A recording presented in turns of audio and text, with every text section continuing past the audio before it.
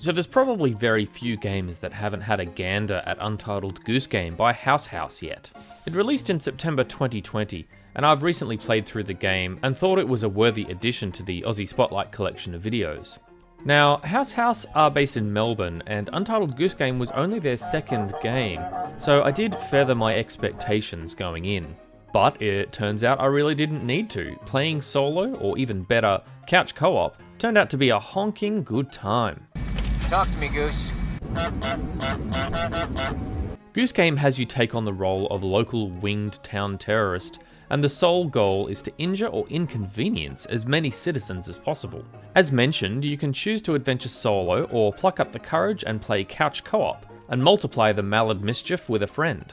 If you can, playing cooperatively would be my strong recommendation. So launching into the game, you'll come to grips with the controls really quickly. You can walk, run, honk, and grab, among other things. The title drop is suitably stylish, and you're thrust into the village ready to deliver some foul play. Each zone of the town acts like a level, and to progress, you get given a list of disgusting tasks to get the villagers into a flap. You may wonder why or how a goose has written a list of tasks to cross out. Well, it will not be explained, so don't hold your breath. Some tasks seem obvious to accomplish, like the make the man spit out his tea, and others will be harder to work out and require you to wing it a bit. For example, we weren't really sure how to make someone buy back their own stuff, but after some excessive theft and interacting with anything that wasn't nailed down, some of the tasks just sort of fell into our lap. A goose!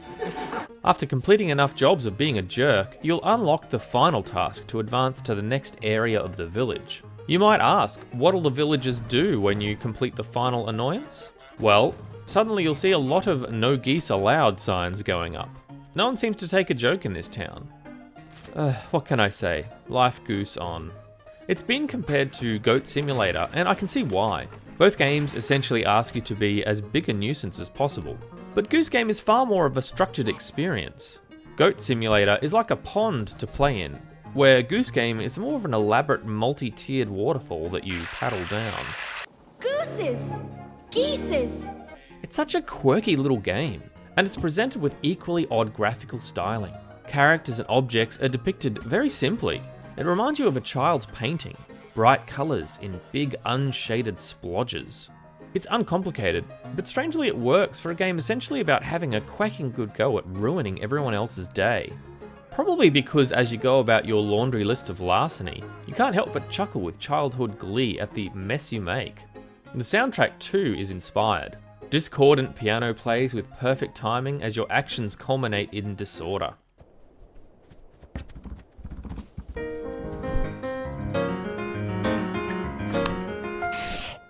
It's funny to me that the piano interludes feel like callbacks to those slapstick moments in Charlie Chaplin films.